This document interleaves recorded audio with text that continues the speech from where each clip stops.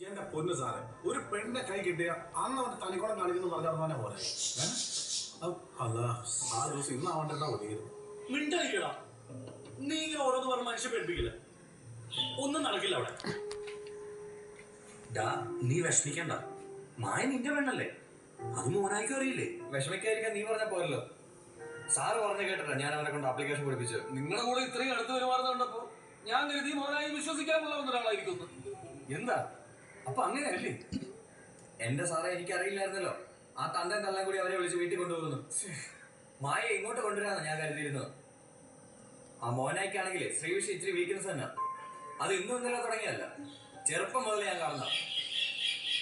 ഇപ്പൊ നാട്ടിൽ നിന്ന് തന്നെ ഇങ്ങോട്ട് കെട്ടിയെടുക്കാൻ കാരണം ഏതോ ഒരു പെണ്ണിനെ സാർ. അപ്പം മോനായ ഒരു മൃഗമാണല്ലേ, വെറും മൃഗമല്ല, മനുഷ്യമൃഗം. നിങ്ങൾ ആരെങ്കിലും ഇങ്ങനെ ഒരു സൂചന എനിക്ക് തരുന്നെങ്കിൽ മോനായിക്ക് പകരം ഞാൻ കൊടുക്കുമായിരുന്നല്ലോ അപേക്ഷ. അത് നന്നായി. സാർ അപേക്ഷ കൊടുത്തിരുന്നെങ്കിൽ 100% ഉറപ്പായിരുന്നു അവരൊരിക്കലും മായ കൊണ്ടുപോലായിരുന്നു. അതെ, ഇഷ്ടം പോലെ ചെറുപ്പക്കാരല്ലേ നാട്ടില്. ഒരു തൈക്കിളവനായ സാറിനെ കിട്ടിയ മകളെ അവരവിടെ തന്നെ ഉപേക്ഷിച്ചു. നമുക്കൊരു ടെൻഷൻ അടിക്കുകയും വേണ്ടായിരുന്നു, മായ നേരെ ഇങ്ങനെ കൊണ്ടുവരികയും ചെയ്യായിരുന്നു, നമുക്കൊരു രണ്ടുപേരും അടിക്കുകയും ചെയ്യായിരുന്നു. നമുക്ക് മായയുടെ വീട് വരെ ഒന്ന് പോയാലോ?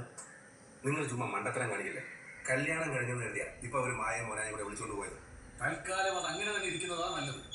അതെ, നീ ഒരു കാര്യം ചെയ്യും, മായ ഒന്ന് വിളിച്ചു. വിളിക്കാൻ അവളെ മൊബൈൽ സ്വിച്ച് ഓഫാ. കാര്യങ്ങളെല്ലാം മായ ബുദ്ധിപൂർവ്വം തന്നെ കൈകാര്യം ചെയ്യുന്ന എന്റെ വിശ്വാസം. ആ വിശ്വാസം വേണം, അങ്ങനെ ആശ്വസിക്കുകയും ചെയ്യും. അല്ല ആ പെങ്ങളെ കാത്തോണേ, ഞാൻ പ്രാർത്ഥിക്കണം.